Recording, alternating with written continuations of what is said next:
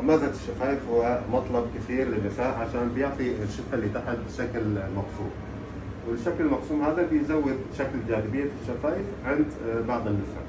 الآن راح نسوي تكنيك لطيف لعمل غمازة الشفايف. بسم الله الرحمن الرحيم. سكري حلقة عجيزتي. نمسك الشفة بهذه الطريقة، نضغط عليها بقوة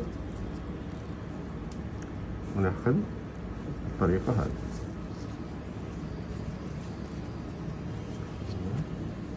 حط الفلج قريب شوية من عندي.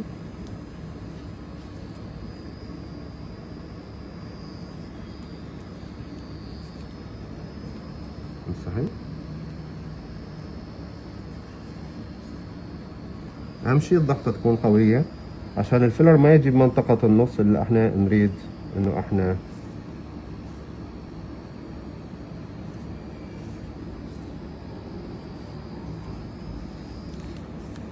صحيح. لازم ما افلت ايدي واظل ضاغط. الضغطة هذه ممكن تزود الدم شوي، بس مو مشكلة، مهم النتيجة النهائية.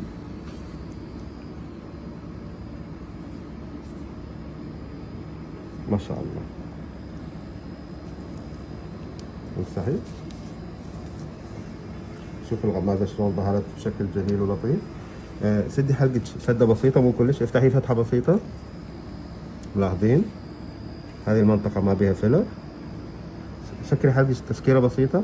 لا تسكري على ايوه. ملاحظين يا جماعة؟